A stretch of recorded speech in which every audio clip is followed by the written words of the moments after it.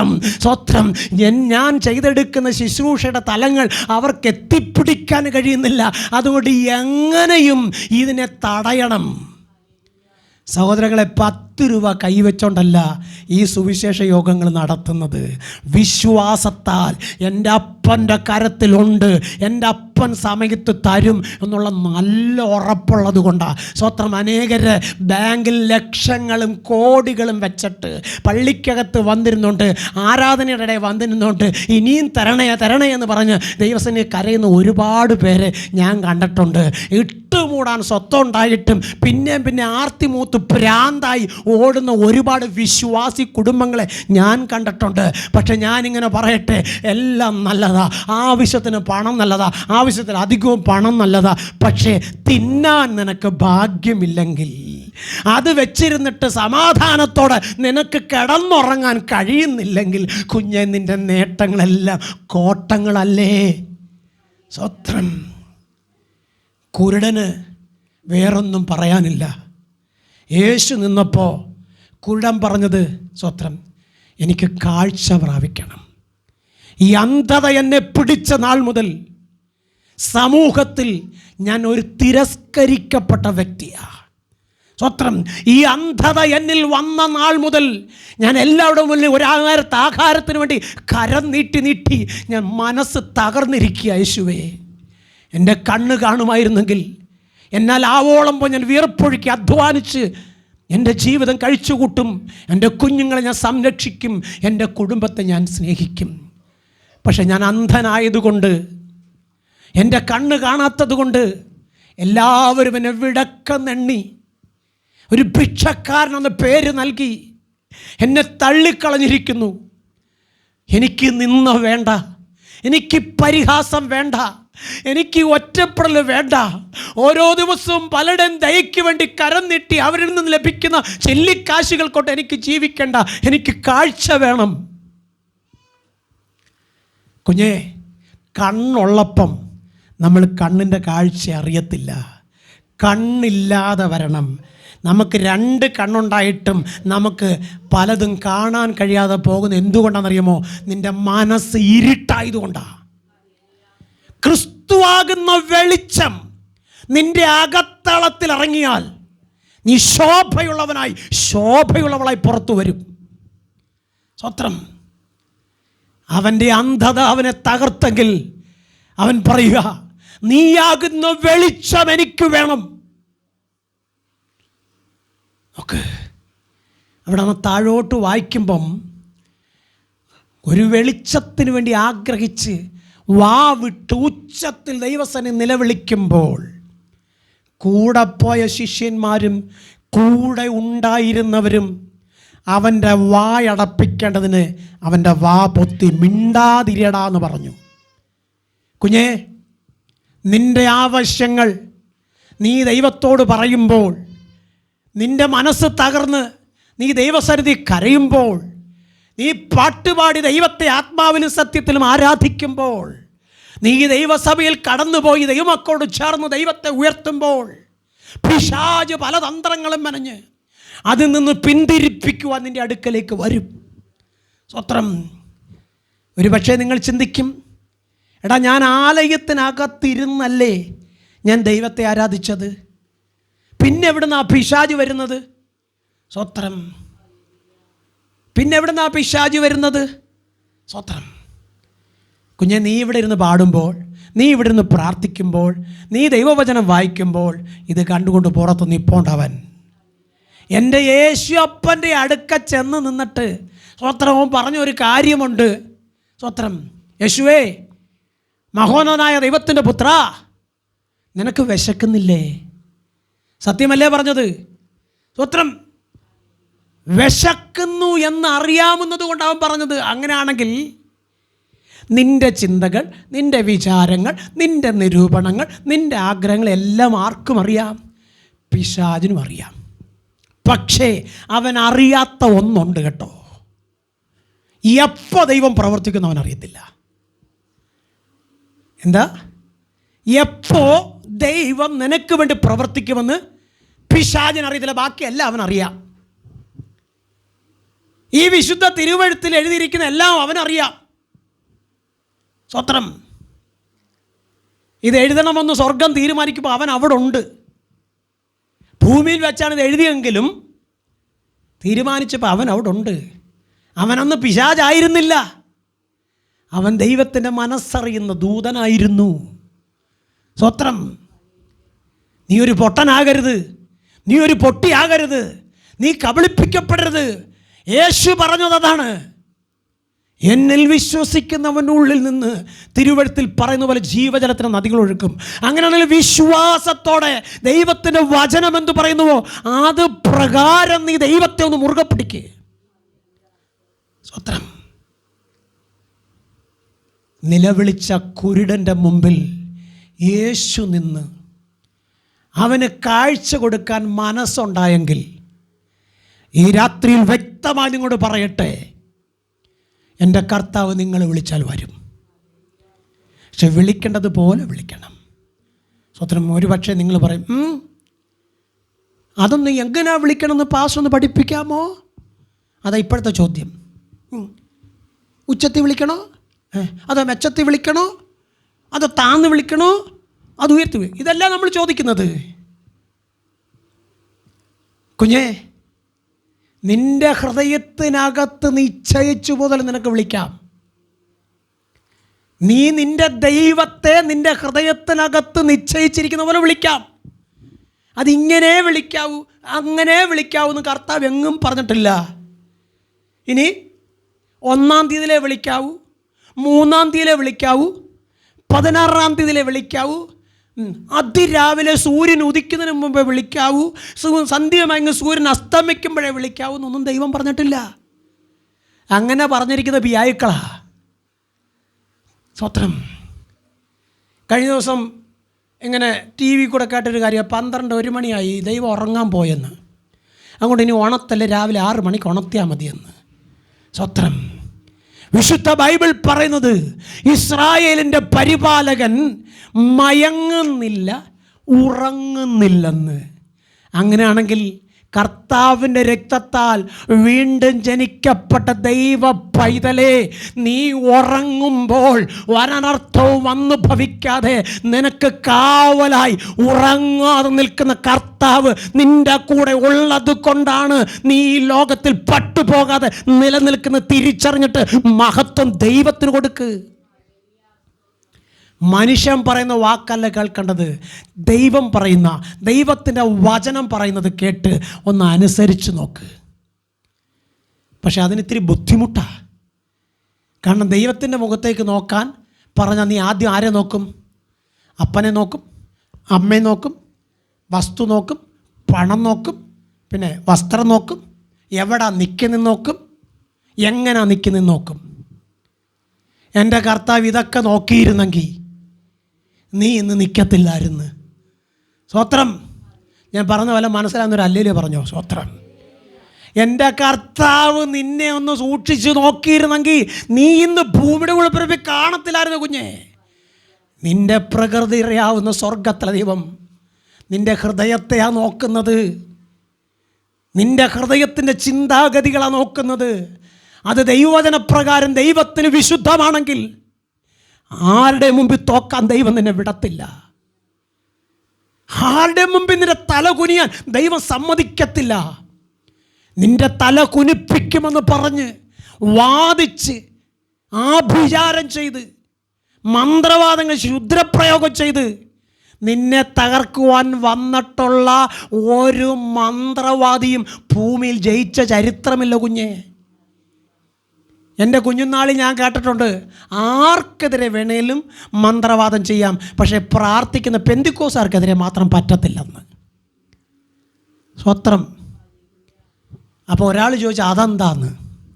അവനോട് അടുക്കാൻ പറ്റില്ല, അവൻ തീയാന്ന്. സ്വത്രം. അവനോട് അടുക്കാൻ പറ്റത്തില്ല, അവൻ തീയാന്ന്. നീ എന്തോ പറയുന്നത്? അവർ മന്ത്രവാദം ചെയ്തെന്ന്, അവർ കൂടുപാത്രം ചെയ്തെന്ന്, അതുകൊണ്ടാ എൻ്റെ തലമുറ ബുദ്ധിയില്ലാതെ പോയെന്ന്. സ്വത്രം. സ്വത്രം. ബാലൻ നടക്കേണ്ടുന്ന വഴിയിൽ അവനെ അഭ്യസിപ്പിക്കണം. അനുസരണമുള്ള മക്കളായി അവരെ ശ്രദ്ധിച്ച് അവരെ പഠിപ്പിച്ചാൽ, അവർ ദൈവസന്നിധിയിൽ ദൈവത്തിന് മഹത്വമുള്ളവരായി മാറിയാൽ ഒരിക്കലും അവർ പട്ടുപോകത്തില്ല. ഒരിക്കലും അവർ നമ്മുടെ മുമ്പിൽ തലകുനിച്ച് നിൽക്കേണ്ടി വരത്തില്ല. സ്തോത്രം. ഓരോ ക്ലാസ് പഠിക്കുമ്പോഴും അവരെ ബുദ്ധിയെ ദൈവം തുറക്കും. ഓരോ പ്രാർത്ഥനയിലും അവർ പുതിയ പുതിയ മാനങ്ങൾ കണ്ടെത്തും. കാരണം സ്വർഗത്തിലെ ദൈവത്തിൻ്റെ ആത്മാവ അവരെ നയിക്കുന്നത്. സ്തോത്രം. ഇന്ന് നമ്മുടെ കുഞ്ഞുങ്ങളോട് ഇങ്ങോട്ട് വാന്ന് പറഞ്ഞാൽ അവരങ്ങോട്ട് പോകുമ്പോൾ നിങ്ങളെന്തോ പറയുന്നറിയാമോ? ഈ നശിച്ച തലമുറയെന്ന്. സ്തോത്രം. ആ തലമുറ നശിച്ചതല്ല, നിങ്ങൾ നശിപ്പിച്ചതാ. സ്തോത്രം. കഴിഞ്ഞ ദിവസം ഒരാളിങ്ങനെ പറഞ്ഞ്, ഇപ്പോഴത്തെ തലമുറയോടെ അധികം ഷൗട്ട് ചെയ്യാൻ പറ്റത്തില്ല. സ്തോത്രം. ശലോമോൻ പറഞ്ഞ്, വടിയെ സ്നേഹിക്കുന്നവൻ തൻ്റെ മക്കളെ സ്നേഹിക്കുമെന്ന്. സ്തോത്രം. എന്ന് പറഞ്ഞാൽ വടി കൊടുത്ത് അടി കൊടുത്ത് വളർത്തിയാൽ തൻ്റെ മക്കൾ ഒരിക്കലും നഷ്ടപ്പെട്ടു പോകത്തില്ലെന്ന്. പക്ഷെ നമ്മൾ പറയുന്നത് എന്തുവാ? സ്തോത്രം. ഇപ്പോഴത്തെ തലമുറയെ നമ്മൾ വഴക്ക് പറയാൻ പറ്റത്തില്ല. എൻ്റെ ഭാഷയിൽ ഞാനിങ്ങനെ പറയാം, ഈ ചത്ത് ജീവിക്കുന്നതിനേക്കാൾ നല്ല ചാകുന്നതല്ലേ നല്ലത്, ഇല്ലെങ്കിൽ ജീവിക്കുന്നതല്ലേ നല്ലത്. രണ്ടിൻ്റെ കൂടെ നടുക്കിടന്ന് വെള്ളം കുടിച്ച് എന്തിനാ ചാകുന്നത്? സ്തോത്രം. മനസ്സിലായെങ്കിൽ ഒരല്ലേലും പറ. സ്തോത്രം. നമ്മുടെ കർത്താവുണ്ടല്ലോ, നമുക്ക് മക്കളെ തന്നത് അവരെ ഓർത്ത് സന്തോഷിക്കാനാ. കാരണം നിൻ്റെ ജീവിതത്തിൽ ഒരുപാട് കഷ്ടത്തിലൂടെ നീ കടന്നു വന്നതാ. നിൻ്റെ ജീവിതത്തിൽ ഒരുപാട് വേദന നീ അനുഭവിച്ചതാ. അങ്ങനെ നിൻ്റെ മക്കളെ കണ്ട് സന്തോഷിപ്പാൻ സ്വർഗം നിനക്ക് മക്കളെ തന്നവർ അവർ അനുഗ്രഹിക്കപ്പെട്ട തലമുറയാണെന്ന് ആദ്യം മാതാവേ പിതാവെ നീ വിശ്വസിച്ചിട്ട് അവരെ അനുഗ്രഹത്തിന് വേണ്ടി അവരെ വളർത്തിയെടുക്കുക. ലോകം വെട്ടിപ്പിടിക്കാം, ദൈവം കൂടെ ഉണ്ടെങ്കിൽ. ദൈവത്തെക്കാൾ വലുതായിട്ട്, ദൈവത്തിൻ്റെ വചനത്തെക്കാൾ വലുതായിട്ട് നീ എന്ത് സ്വപ്നം കണ്ടാലും അതിൻ്റെ പിൻപിൽ നീ കരയേണ്ടി വരും. എന്നാൽ എൻ്റെ കർത്താവ് ഇന്ന് രാത്രികാലം വ്യക്തമായി പറയുക, മോനെ നീ പോ, നിനക്ക് കാഴ്ച വന്നടാന്ന്. സ്തോത്രം. നോക്ക്, അവൻ ആഗ്രഹിച്ചത്, അവൻ ചോദിച്ചത്, സ്തോത്രം, ദൈവം അവനു കൊടുത്തു. സ്തോത്രം. ദൈവം അവനു കൊടുത്തു. സ്തോത്രം. ഞാൻ പല അനുഭവ സാക്ഷ്യങ്ങളും നിങ്ങളോട് പറയാറുണ്ട്. ഈ അനുഭവ സാക്ഷ്യങ്ങൾ ചുമ്മാതല്ല. സ്തോത്രം. ഞാൻ പറഞ്ഞല്ലോ, ഈ കാരോട് ഒരു CSI കുടുംബത്തിൽ ഞാൻ പ്രാർത്ഥിക്കാനായിട്ട് പോയി. സ്തോത്രം. വേറെ ആരുമല്ല, നമ്മുടെ പശുവുള്ള അപ്പച്ചൻ്റെ വീട്ടിലെ അനന്തരവനാണോ മോനാണോ മരുമോനാണോ എന്ന് എനിക്കറിയത്തില്ല. ആ വീട്ടിൽ ചെല്ലുമ്പോൾ ആ ചേട്ടായിയുടെ മൂത്ത മോള് കല്യാണം കഴിഞ്ഞിട്ട് 5 വർഷമായി. ആ സഹോദരി കുഞ്ഞുങ്ങളില്ലാതെ നേർച്ചകളും കാഴ്ചകളും ചെയ്തിട്ട് നിരാശയോടെ അവർ വല്ലാത്ത കഷ്ടത്തിൽ അവർ വേദനയോടെ ഹോസ്പിറ്റലിൽ പോയിട്ട് തിരിച്ചു വരും. ഞാൻ അവിടെ ഇരിപ്പുണ്ട്. ആദർശം ഉണ്ടായിരുന്നു തോന്നുന്നു. സ്തോത്രം. ഞാൻ ചോദിച്ചു, എന്ത് പറ്റി? മനസ്സ് വല്ലാതെ ഇരിക്കുന്നു. 5 വർഷമായി പാസ്റ്ററെ, ഒരു കുഞ്ഞിനു വേണ്ടി ആഗ്രഹിച്ചിട്ട് ഒരു കുഞ്ഞിനെയും കിട്ടിയില്ല. വല്ലാത്ത ഭാരമുണ്ട്. ഞാനിങ്ങനെ പറഞ്ഞു, നിങ്ങൾക്ക് വിശ്വാസം യേശുവിലുണ്ടോ? സ്തോത്രം. അവർ പറഞ്ഞ് വിശ്വാസമുണ്ട്. എന്നിട്ട് എന്താ ഇത്രയും കാലം കിട്ടാഞ്ഞേ? സ്തോത്രം. എൻ്റെ കർത്താവ് ഒറ്റ സെക്കൻഡ് കൊണ്ട് പ്രവർത്തിക്കുന്നവനാ. എൻ്റെ കർത്താവ് ഒറ്റ സെക്കൻഡ് കൊണ്ട് പ്രവർത്തിക്കുന്നവനാ. സ്തോത്രം. സഹോദരങ്ങളെ, ഏതാണ്ട് 453 രൂപ എൻ്റെ ബാങ്ക് ബാലൻസ്. 453 രൂപ. അടുത്ത 7 ദിവസത്തെ കൺവെൻഷൻ നടക്കണമെങ്കിൽ കുറഞ്ഞത് 2 ലക്ഷം രൂപയ്ക്കകത്ത് വേണം. സ്തോത്രം. ഒരല്ലേലിയെ പറയാമെങ്കിൽ ഒന്ന് പറഞ്ഞോ. സ്വത്രം. ഒരു പക്ഷേ നിങ്ങൾ പറയും, പാസ്റ്റർക്ക് നല്ല തലയ്ക്ക് ഓളവാ, ഇങ്ങർക്ക് എന്തൊക്കെയോ കുഴപ്പമുണ്ട്. സ്വത്രം. ഇതെല്ലാം കൂടെ വലിച്ചു വച്ചാൽ എവിടെ കൊണ്ടുവന്ന് തീർക്കും? കഴിഞ്ഞ കൺവെൻഷന് നടത്തി. ആ കൺവെൻഷന് ഒരാൻറ്റി അയച്ചു തന്ന 17,000 രൂപ ഉണ്ടായിരുന്നു. സ്വത്രം. ആ ആൻറ്റി ഇപ്പം അധികം വിളിക്കാറുമില്ല. സ്വത്രം. എന്താ ആൻറ്റിക്ക് എന്നോട് ദേഷ്യമാണോ പിടക്കോ അതൊന്നും എനിക്കറിയത്തില്ലെങ്കിലും ആ ആൻറ്റി അയച്ചു തന്ന 17,000 രൂപ കൊണ്ട് ആ കൺവെൻഷൻ സ്റ്റാർട്ട് ചെയ്തത്. സ്വത്രം. ഞാൻ അവർക്ക് വേണ്ടി ഒത്തിരി പ്രാർത്ഥിക്കും. കാരണം ഞാൻ പോലും അറിയത്തില്ല. എൻ്റെ മെസ്സേജ് മൊബൈൽ യൂട്യൂബിൽ കൂടെ കേട്ടിട്ടാണ് അവരെ ഹൃദയത്തിനകത്ത് ദൈവം പ്രേരണ കൊടുത്തത്. അതുപോലെ കൊണ്ടുവന്ന് യേശുവിനെ ഉയർത്തി. സ്വത്രം. ആഗ്രഹിക്കുന്ന അളവിൽ പ്രവർത്തിക്കാൻ കഴിയുന്ന ഒരു ദൈവമുടെ ഞാൻ വിശ്വസിച്ചിട്ടാണ് ചെയ്തത്. ഏറ്റവും അനുഗ്രഹിക്കപ്പെട്ട നിലവാരത്തിൽ 3 ദിവസം അവിടെ കൺവെൻഷൻ നടത്തി. കുറച്ച് ദിവസം കഴിഞ്ഞപ്പോൾ എൻ്റെ മനസ്സിനകത്തൊരു വേദന, പോരാ, ഒരു 7 ദിവസം നടത്തണം. സ്വത്രം. അപ്പോസ്തലനായ പൗലോസ് പറഞ്ഞ സുവിശേഷത്തെക്കുറിച്ച് എനിക്ക് ലജ്ജയില്ല.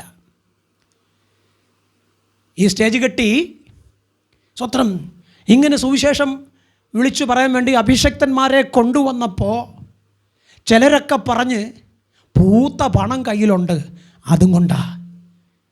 എൻ്റെ ഈ പൂത്ത പണമൊന്നുമില്ല, നേർത്ത പണമുണ്ട്, നല്ല പണമുണ്ട്. അത് എൻ്റെ കയ്യിലല്ല, യേശു അപ്പച്ചൻ്റെ കയ്യിലാണ്. യേശു അപ്പച്ചൻ സമയമാകുമ്പോൾ അപ്പച്ചൻ്റെ നാമത്തെ ഉയർത്തുവാൻ എൻ്റെ കാര്യത്തിൽ തരും. അതുകൊണ്ട് എനിക്ക് ഭയമില്ല, എനിക്ക് പേടിയില്ല. കാരണം കർത്താവിൻ്റെ വചനം പറയുന്നതേ, അവൻ്റെ നാമത്തിൽ ഒരു ഗ്ലാസ് വെള്ളം കൊടുത്താൽ പോലും ഭൂമിയിലും സ്വർഗത്തിലും പ്രതിഫലമുണ്ടെന്ന്. സ്വത്രം. അങ്ങനെയാണെങ്കിൽ എനിക്ക് ധൈര്യത്തോടെ പറയാൻ കഴിയും, നമ്മുടെ കർത്താവ് നമ്മെ മറന്ന് കളയുന്നവനല്ല.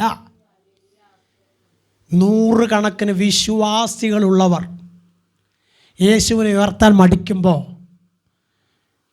പെറുക്കിയെടുത്ത ഒരു 10-25 സഹോദരങ്ങൾ എല്ലാവരുടെ വന്ന ഒരു 10-40 പേരുണ്ട്. അതെല്ലാം കൂടെ വരത്തില്ലല്ലോ. അത് ഭയങ്കരമാണ്. കാരണം സത്യദൈവത്തെ ആരാധിക്കാൻ വരാൻ വലിയ പാടാണ്. ബാക്കി നാട്ടിൽ ഏത് കോപ്രായത്തിൻ്റെ പിന്നിലും പോകാൻ എല്ലാവരും റെഡിയാണ്. സ്വത്രം. എങ്കിലും പറയട്ടെ, ചെറിയ കൂട്ടമേ ഭയപ്പെടേണ്ട എന്ന് പറഞ്ഞ സർവശക്തനായ ദൈവത്തിൻ്റെ മഹത്വം അത് ഈ ആലയത്തിനകത്ത് വെളിപ്പെടുന്നത് കൊണ്ടാണ് ദേശത്ത് ദൈവത്തെ ഉയർത്തുന്നത്. സ്വത്രം. ആ സഹോദരങ്ങളോട് ഞാൻ പറഞ്ഞു, നിങ്ങൾ പൂർണ്ണമായി വിശ്വസിക്കുന്നെങ്കിൽ അടുത്ത വർഷം ഇതേ സമയത്ത് ഒരു കുഞ്ഞുങ്ങളുടെ കയ്യിരിക്കുമെന്ന്. ഞാനവിടെ ചോദിച്ചില്ല, നിങ്ങൾ രക്ഷിക്കപ്പെട്ടയാണോ, നിങ്ങൾ സ്നാനപ്പെട്ടയാണോ, നിങ്ങൾ പെന്തിക്കോസ് പള്ളിയിലാണോ പോകുന്നത്, നിങ്ങളുടെ പാസ്റ്റർ ആരാ എന്ന് ഞാൻ ചോദിച്ചില്ല. സ്വത്രം.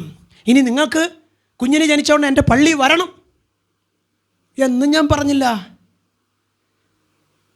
അവരുടെ ഹൃദയത്തിൻ്റെ വേദന, ആ മാതാവും പിതാവും തൻ്റെ കുഞ്ഞുങ്ങളെ ഓർത്ത് ഭാരപ്പെടുന്ന കണ്ടപ്പോൾ എനിക്ക് വേറൊന്നും പറയാൻ തോന്നിയില്ല. പിറ്റേ വർഷം അതേ സമയത്ത് സർവശക്തനായത് ഒരു ആൺകുഞ്ഞിനെ അവർക്ക് കൊടുത്തു. സ്വത്രം. ആ പശുവുള്ള അപ്പച്ചൻ്റെ അടുത്ത് ചോദിച്ചു, അപ്പച്ചൻ്റെ മോനൊക്കെ അവിടെ താമസിക്കുന്നുണ്ട് ആ കുളത്തിൻ്റെ കരയ്ക്ക്. ഏതാ കുളത്തിൻ്റെ പേര്? ഇട്ടിച്ച വിളയിൽ ചെന്ന് ചോദിച്ചാൽ മതി, പറയും. ഞാൻ എന്തിനത് പറഞ്ഞെന്നറിയാമോ?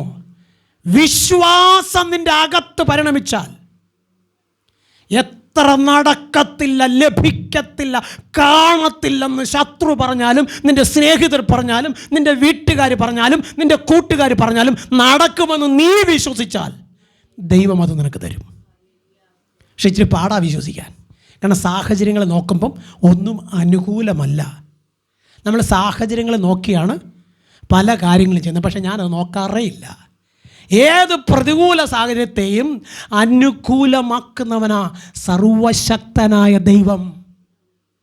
സ്വത്രം. സ്വത്രം. കഴിഞ്ഞൊരു ദിവസം രാവിലെ എനിക്കൊരു ഫോൺ കോള്. സ്വത്രം. പാസ്റ്ററെ, അടുത്ത ദിവസം എക്സാമാണ്. പാസ്റ്ററെ, എനിക്ക് പുസ്തകമില്ല, എനിക്ക് എന്ത് ചെയ്യണമെന്ന് അറിയത്തില്ല. 1000 രൂപ ഉണ്ടായിരുന്നെങ്കിൽ എനിക്ക് ആ പുസ്തകം വാങ്ങി പഠിക്കാമായിരുന്നു. പ്രിയപ്പെട്ട സഹോദരങ്ങളെ, വെറും 200 രൂപ മാത്രം എൻ്റെ പോക്കറ്റിൽ ഇരിക്കുമ്പം അത് ഈ സ്റ്റാൻഡ് വാങ്ങാൻ വേണ്ടി രാവിലെ കൊണ്ട് കൊടുക്കണം. അപ്പോൾ ഈ സ്റ്റാൻഡ് എടുത്തുകൊണ്ട് വരാം. ആ 200 എൻ്റെ പോക്കറ്റ് വയ്ക്കുമ്പോഴാണ് ഈ ഫോൺ കോള്. ഞാൻ ഓർത്ത് 200 രൂപ കൊണ്ട് ഒന്നും ആവത്തില്ല. പെട്ടെന്ന് എനിക്ക് തോന്നി, ഇന്നാളിനെ ഒന്ന് വിളിച്ചാലെന്താ? സ്വത്രം. ഈ ഹൃദയത്തിനകത്തൊരു തോന്നൽ വന്നാലുണ്ടല്ലോ, പിന്നെ ഞാൻ അടങ്ങിയിരിക്കത്തില്ല. അതിനെല്ലാവരും പറയും, പോൾ പാസ്റ്റർ ഒരു കാര്യം തീരുമാനിച്ചാൽ പിന്നെ അത് ചെയ്തേ അടങ്ങും. അതെൻ്റെ ഒരു ആഗ്രഹമാണ്. കാരണം ദൈവത്തിൻ്റെ നാമം മഹത്വം എടുക്കണം. ഇന്നുവരെയും ദൈവം ലജ്ജിപ്പിച്ചിട്ടില്ല. വിളിച്ചപ്പോൾ അല്പം ഒന്ന് അമാന്തിച്ചെങ്കിലും ആ ഫോണിൻ്റെ തലയ്ക്ക് നിന്നുകൊണ്ട് പറഞ്ഞ് ഒരു 10 മിനിറ്റ് കഴിയുമ്പം പാസ് ഇങ്ങോട്ട് പോരെ. സ്വത്രം. എനിക്ക് ആ പൈസ കിട്ടി. അന്നേരം തന്നെ ഞാൻ പാറശാലയിൽ പോയി അതിന് വേണ്ടുന്ന ക്രമീകരണം എല്ലാം ചെയ്തു. ആ കുഞ്ഞ് സന്തോഷത്തോടെ പറഞ്ഞൊരു കാര്യമുണ്ട്, എനിക്കിനി സമാധാനത്തോടെ പഠിക്കാം. സ്വത്രം. എനിക്കിനി സമാധാനത്തോടെ പഠിക്കാം. ഇത് പറയുമ്പോൾ മറ്റൊരു കാര്യം കൂടി ഓർക്കണം. എന്നോടുകൂടെ നമ്മുടെ ചർച്ചിൽ പാടുന്ന ശിവു ബ്രദർ, സ്വത്രം, ഞാനും ആ ശിവു ബ്രദറുടെ മാർത്താണ്ഡത്ത്, സ്വത്രം, ഒരു ആംപ്ലിഫയർ വാങ്ങാൻ പോയി. സ്വത്രം. ആംപ്ലിഫയർ വാങ്ങാൻ പോയപ്പോൾ 1700 രൂപ വേണം ബാക്കി. അദ്ദേഹം വിശ്വസിച്ചിരിക്കുന്ന ഒരു വലിയ സഭയുടെ പാസ്റ്ററെ വിളിച്ചിട്ട് പറഞ്ഞു, പാസ്റ്ററെ എൻ്റെ കയ്യിൽ 7500 രൂപയുണ്ട്, പോരാ, 9000 രൂപ വേണം. ഞാൻ ആംപ്ലിഫയർ എടുത്ത് വെച്ചേക്കുന്നു. ഒരു ഗൂഗിൾ പേ ഉണ്ടെങ്കിൽ എനിക്കൊന്ന് ഇട്ട് തന്നാൽ ഞാൻ വീട്ടിൽ വരുമ്പോൾ എടുത്തു തരാം. സ്വത്രം. അദ്ദേഹം ചുമ്മാതെ ഒന്ന് തിരിഞ്ഞാൽ അയാളത്തിൻ്റെ പോറ്റി കൈയിട്ടാൽ അതിൻ്റെ 4 ഇരട്ടി പൈസ എടുക്കാം. അതില്ലെങ്കിൽ അവരുടെ വിശ്വാസികളെ ആരെ വിളിച്ച് പറഞ്ഞാലും കൊടുക്കാനുള്ള ആസ്തി ഉണ്ട്. അദ്ദേഹം പറഞ്ഞു, 10 രൂപ കയ്യിലില്ല, സോറി, ഇപ്പം പറ്റത്തില്ല. ഞാൻ ശിവു ബ്രദറിൻ്റെ മുഖത്തോട്ട് നോക്കി. ശിവുവിൻ്റെ കണ്ണൊന്ന് നിറയുന്നത് കണ്ടു. സ്വത്രം. എനിക്കാണെങ്കിൽ അത് വാങ്ങിക്കാതിരിക്കാനും പറ്റുന്നില്ല. ഞാൻ അവിടെ നിന്നുകൊണ്ട് എൻ്റെ വൈഫിനെ വിളിച്ചു. എടോ, 1.5 മണിക്കൂറിനകത്ത് എനിക്ക് 2000 രൂപ വേണം. ഇത് ചുമ്മാ കള്ളം പറയൊന്നുമല്ല, ഇത് നടന്ന കാര്യമായി പറയുന്നത്, നമ്മുടെ ശിവബ്രതൻ്റെ കാര്യമായി പറയുന്നത്. ശിവുവിൻ്റെ കണ്ണ് നിറഞ്ഞ് താൻ ആഗ്രഹിച്ചത് തനിക്ക് പ്രാപിക്കാൻ കഴിയുന്നില്ലല്ലോ. 1/2 മണിക്കൂർ എടുത്തില്ല, 15 മിനിറ്റ് കൊണ്ട് ഗൂഗിൾ പേയിൽ 2000 രൂപ വന്നു. സ്വത്രം. അത് കൊടുത്ത് ആ സാധനം വാങ്ങിച്ച് വീട്ടിൽ കൊണ്ടുവന്നിട്ട് ഞാൻ പറഞ്ഞ്, ദൈവദാസനെ, ഒരു വഴി അടഞ്ഞാൽ 9 വഴി തുറക്കാൻ ദൈവത്തിന് കഴിയും. നിങ്ങൾ വിശ്വസിച്ചത് ജീവനുള്ള ദൈവത്തിലാണെന്ന് ഇപ്പോഴെങ്കിലും നിങ്ങൾക്ക് ഉറപ്പുണ്ടോ? ദൈവം നിങ്ങളെ കൈവിടത്തില്ല, ദൈവം നിങ്ങളെ ഉപേക്ഷിക്കത്തില്ല. മനുഷ്യനിൽ പലപ്പോഴും നമ്മൾ ആശ്രയം വയ്ക്കും, അത് നമ്മുടെ ജീവിതത്തിൽ നഷ്ടമായി വന്ന് ഭവിക്കും. പക്ഷെ പൂർണ്ണമായി ദൈവത്തിൽ ആശ്രയിക്കണം. സങ്കീർത്തനം 91:16 പറഞ്ഞത് ഇങ്ങനെയാ, ദീർഘായുസ് കൊണ്ട് ഞാൻ നിനക്ക് തൃപ്തി വരുത്തും, എൻ്റെ രക്ഷയെ ഞാൻ നിനക്ക് കാണിച്ചു. അങ്ങനെയാണെങ്കിൽ ആയുസ്സിൻ്റെ മധ്യത്തിൽ നിൻ്റെ പ്രാണനെ നഷ്ടപ്പെടുത്തി ലോകരുടെ മുമ്പിൽ നിൻ്റെ കൂട്ടാളി, നിൻ്റെ കുഞ്ഞുങ്ങൾ, നിൻ്റെ കുടുംബക്കാർ തലകുനിപ്പിക്കാൻ ഇടവരുത്തുന്ന ദൈവമല്ല നീ സേവിക്കുന്ന എൻ്റെ കർത്താവായ യേശു ക്രിസ്തു. നിൻ്റെ നിന്നയെ മാനമാക്കി തീർക്കുന്നവനാ, നിന്റെ കണ്ണുനീരിനെ സന്തോഷമാക്കി മാറ്റുന്നവനാ, നിന്റെ ജീവിതത്തിൻ്റെ വേദനകളെ ശമിപ്പിച്ച് സമാധാനവും സന്തോഷവും തരുന്നവനാ ഇന്ന് രാത്രികാലം നീ ആരാധിക്കാൻ കടന്നു വന്ന ദൈവം. നിന്റെ ഒരു കഷ്ടതയും എൻ്റെ കർത്താവിന് വിഷയമല്ല. അവനതിനെ ശ്രേഷ്ഠകരമായ സന്തോഷമാക്കി തരുവാൻ കഴിവുള്ളവനാ. കാലങ്ങൾ കണ്ണുനീരോടെ ഇരന്ന് നടന്നവൻ ദൈവത്തിൻ്റെ മഹത്വം കണ്ടപ്പോൾ അവൻ പെണ്ണും മുളക്കലട്ടല്ല ഓടിയത്. അത്രം പള്ളിപ്രമാണിമാർ അടുത്തോട്ടല്ല ഓടിയത്, ആലയത്തിനകത്തോട്ടാണ് പോയത്. സ്വത്രം. കാരണം ദൈവത്തെ ആരാധിപ്പാൻ, തനിക്ക് സൗഖ്യം കൊടുത്ത ദൈവത്തെ ആരാധിപ്പാൻ അവൻ ആലയത്തിനകത്തേക്കാണ് ചെന്നത്. സ്വത്രം. ഈ ലോകത്തിൽ ആർക്കും നമ്മളെ രക്ഷിക്കാൻ കഴിയത്തില്ല സഹോദരങ്ങളെ. ലോകത്തിൽ ആരെങ്കിലും നമ്മളെ രക്ഷിക്കാൻ വന്നാലും അല്പ കഴിയുമ്പോൾ അവരെല്ലാം നമ്മളെ ഇട്ടേച്ച് പോകും. പക്ഷെ നമ്മെ പ്രാണൻ നൽകി നമ്മെ വീണ്ടെടുത്ത യേശു കർത്താവ് നമ്മുടെ കൂടെ വന്നാലുണ്ടല്ലോ, ഇട്ടേച്ച് പോകത്തില്ല. ഇനി കൂടെ വരുന്നവർ പലരും നമ്മുടെ ജീവിത സാഹചര്യങ്ങളും നമ്മുടെ പോക്കറ്റിലെ പണത്തിൻ്റെ വാല്യൂവും അതുപോലെ തന്നെ നമ്മുടെ കുടുംബത്തിൻ്റെ പശ്ചാത്തലവും ഒക്കെ നോക്കും. സ്വത്രം സ്വത്രം. പക്ഷെ എൻ്റെ യേശു നോക്കുന്നത് നിൻ്റെ ഹൃദയത്തിൽ ആഗ്രഹമാണ്. സ്വത്രം. ഞാൻ കണ്ടിട്ടുണ്ട് ഒരേ കൂട്ടായ്മയിൽ 4 പക്ഷം, കാശുള്ളവർ, കാശില്ലാത്തവർ, പണമുള്ളവർ, ദരിദ്രന്മാർ, 4 പക്ഷത്തെ ഞാൻ കണ്ടിട്ടുണ്ട്. പക്ഷെ എൻ്റെ യേശു പക്ഷം തിരിക്കുന്നവനല്ല. സ്വത്രം. എൻ്റെ യേശു വലിപ്പച്ചെറുപ്പം നോക്കുന്നവനല്ല. എൻ്റെ യേശു നിൻ്റെ ഹൃദയത്തിൻ്റെ ആവശ്യങ്ങളെ നോക്കുന്നവനാ. സ്വത്രം. അങ്ങനെ ആവശ്യങ്ങൾ ദൈവത്തിന് മുൻപാകെ പകർന്നു കൊടുക്കണം. ഒരു കുടുംബിനിയായ അമ്മയുടെ ആഗ്രഹം തൻ്റെ ഭർത്താവ് സുഖമായിരിക്കണം, തൻ്റെ മക്കൾ അനുഗ്രഹിക്കപ്പെട്ടിരിക്കണം. ഭർത്താവിൻ്റെ ആഗ്രഹം എൻ്റെ കൂട്ടാളിയും എൻ്റെ കുഞ്ഞുങ്ങളും സമാധാനത്തോടെ വസിക്കണം. സ്വത്രം. ഇതിനപ്പുറത്തൊന്നും ഒരു കുടുംബത്തിൽ ഉള്ളവർ ചിന്തിക്കത്തില്ല. ബാക്കിയെല്ലാം ദൈവം അതിൻ്റെ പിന്നിൽ തരുന്ന നന്മകളാ. ഇത് വേണമോ? യോശുവ പറഞ്ഞതുപോലെ. എന്താ യോശുവ പറഞ്ഞത്? ഞാനും എൻ്റെ കുടുംബവും. സ്വത്രം. യോശുവ പറയുക, ഞാനും എൻ്റെ കുടുംബവും ഞങ്ങൾ യഹോവയെ വിൽക്കുമെന്നല്ല കേട്ടോ. ഹലോ, ഞാനും എൻ്റെ കുടുംബവും യഹോവയെ വിൽക്കുമെന്നല്ല പറഞ്ഞത്, സേവിക്കുമെന്നാണ് പറഞ്ഞത്. മനസ്സിലായോ? സേവിക്കുമെന്നാണ് പറഞ്ഞത്. അപ്പോൾ യോശുവയോട് ഞാനൊന്ന് ചോദിച്ച്, അതെന്നാ യോശുവ അങ്ങനെ പറഞ്ഞത്? ബാക്കിയുള്ളവരൊക്കെ ലോകത്തിൽ ഓരോ കാര്യങ്ങൾക്ക് വേണ്ടി പോയിട്ടാണ് അവർ വരുന്നത്, അപ്പം നീ മാത്രം ഇങ്ങനെ പറഞ്ഞ എന്തുവാ? നടത്തിയ വിധങ്ങളോർത്താൽ നന്ദിയെ കിടാതിരുന്നിടുമോ? പാട്ടുകാരൻ പാടിയതാ. യോശുവ പറഞ്ഞതാ.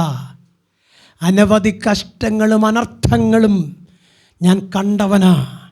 അനേകർ ഞങ്ങളുടെ മുൻപും പിൻപും വന്നവർ വീണപ്പോൾ ഞാനും എൻ്റെ കുടുംബവും വീഴാതെ ഞങ്ങളെ സുരക്ഷിതമായി പരിപാലിച്ച് വാഗ്ദത്തം ചെയ്ത നാട്ടിലേക്ക് എത്തിപ്പാൻ കൂടെ നിന്ന് ദൈവത്തെ കളഞ്ഞിട്ട് ഞാൻ ലോകത്തിലേക്ക് പോകത്തില്ല. ആ ദൈവത്തെ ഞാൻ ആരാധിക്കും. സ്വത്രം. കുഞ്ഞെ, വലിയ വീടില്ലെങ്കിലും വലിയ കാറില്ലെങ്കിലും വലിയ മെച്ചപ്പെട്ട സാമ്പത്തിക ഭദ്രതയില്ലെങ്കിലും ആയുസ്സോടെയും ആരോഗ്യത്തോടെയും ബലത്തോടെയും സന്തോഷത്തോടെയും നീ ജീവിക്കുന്നെങ്കിൽ ദൈവത്തിൻ്റെ കൃപയാണെന്ന് തിരിച്ചറിഞ്ഞിട്ട് ദൈവത്തിന് നീ മഹത്വം കൊടുത്തു നോക്ക്. നിനക്ക് കാറും വരും, നിനക്ക് വീടും വരും, നിനക്ക് മറ്റു എല്ലാ ജീവിത സാഹചര്യങ്ങളും ദൈവം തരും. ദൈവത്തെ മറന്നിട്ട് ഇതിൻ്റെ പുറകെ നീ പോയാൽ അതും കിട്ടത്തില്ല, സമാധാനവും കിട്ടത്തില്ല. മനസ്സിലായെങ്കിൽ അല്ലേ പറ. സ്വത്രം. ഈ രാത്രിയിൽ ദൈവത്തിൻ്റെ സന്നിധിയിൽ യേശുവിൻ്റെ മുഖത്തേക്ക് നോക്കി കണ്ണ് കാണാതെ കുരുടൻ നിലവിളിച്ചപ്പോൾ സ്വർഗം അവൻ്റെ കണ്ണു തുറന്നെങ്കിൽ, വിശ്വാസിയേ, ദൈവ പൈതലേ, നിന്റെ പുറം കണ്ണല്ല തുറക്കേണ്ടത്, നിന്റെ അകത്തെ കണ്ണ് തുറക്ക്. എന്നിട്ട് വചനം എന്തു പറയുന്നുവോ അതനുസരിച്ച് നീയും നിന്റെ കൂട്ടാളിയും കുഞ്ഞുങ്ങളും ചേർന്ന് ദൈവത്തിന് മുഴുമഹത്വം കൊടുക്ക്. എന്നിട്ട് വിശുദ്ധിയിലും വേർപാടിലും ആത്മാവിലും സത്യത്തിലും നീ ദൈവത്തെ ആരാധിക്കാൻ തുടങ്ങ്. നിന്റെ എല്ലാ കഷ്ടങ്ങളും മാറും.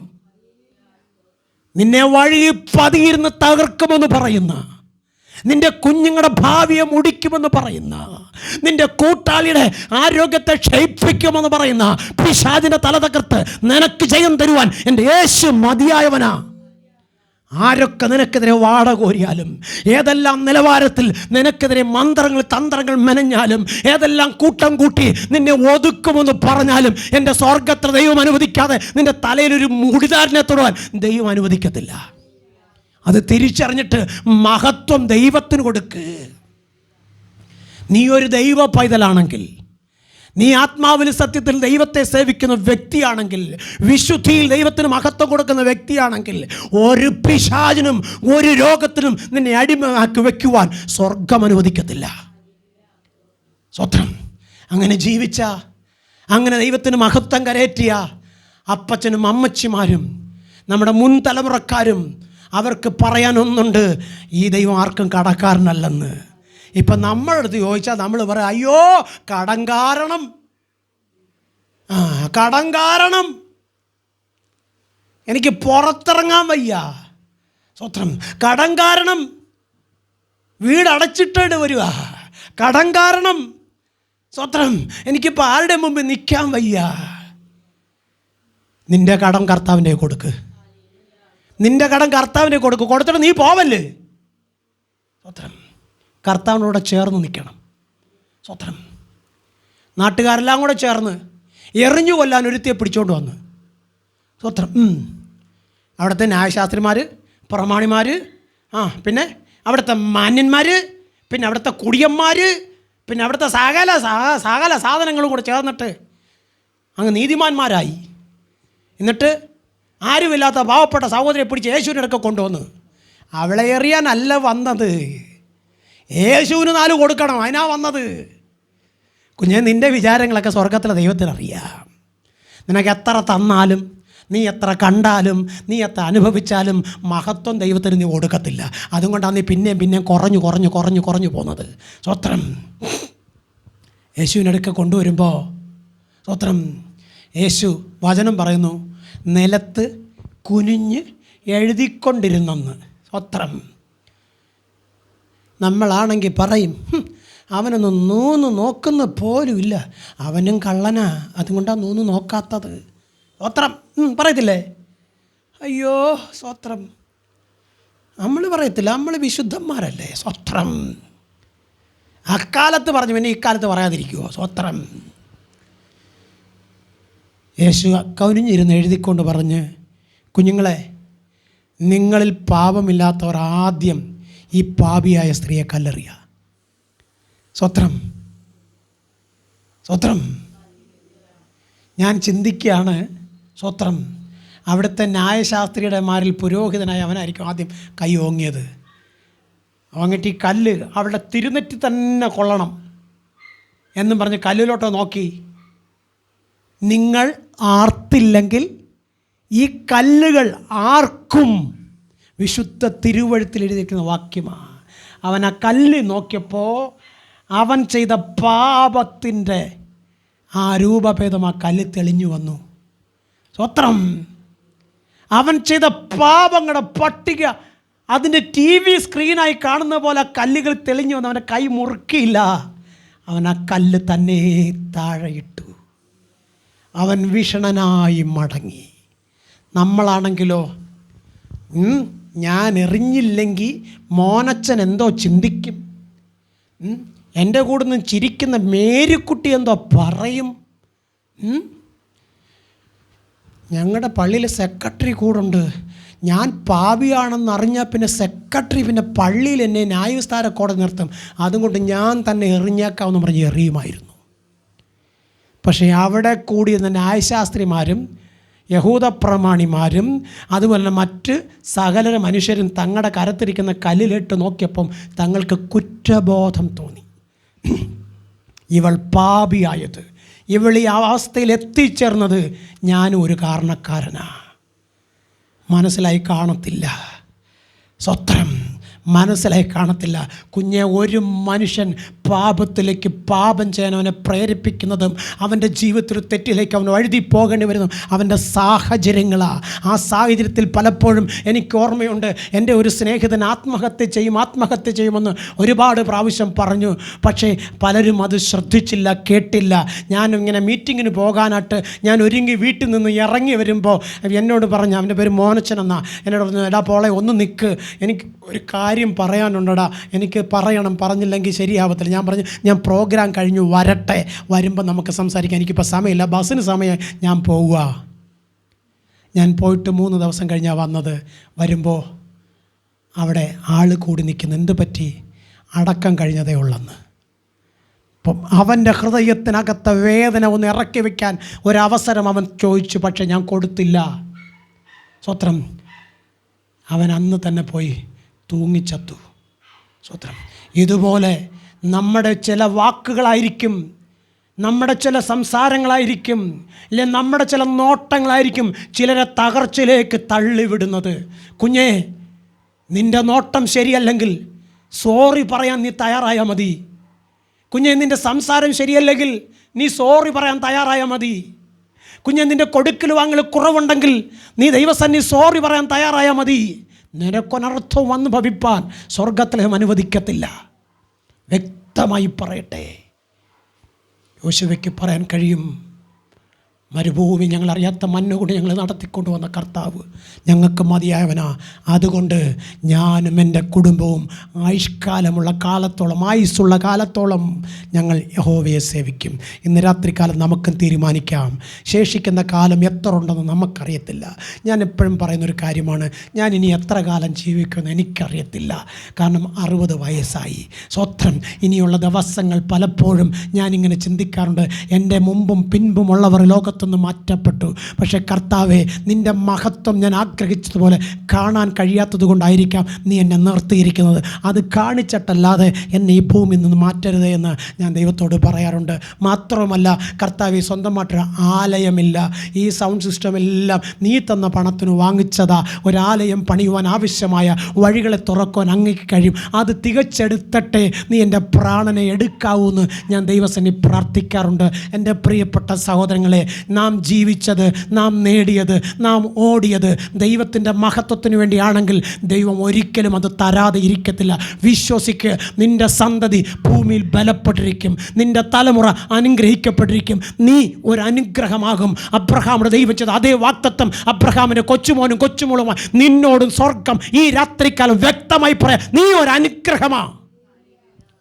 നിൻ്റെ അനുഗ്രഹത്തെ തകർക്കുവാൻ, നിൻ്റെ കുഞ്ഞുങ്ങളുടെ മേലുള്ള അനുഗ്രഹത്തെ തകർക്കുവാൻ, നിൻ്റെ കൂട്ടാളിൻ്റെ മേലുള്ള അനുഗ്രഹത്തെ തകർക്കുവാൻ ലോകത്തിലൊരു ശക്തിയെയും ഒരു വ്യക്തിയെയും ദൈവം അനുവദിക്കത്തില്ല. വിശ്വസിച്ചിട്ട് മഹത്വം മുഴുവനും ദൈവത്തിന് കൊടുത്തുകൊണ്ട് ദൈവസേന ഉറപ്പ് ധൈര്യമുള്ളവനാ നിൽക്ക്.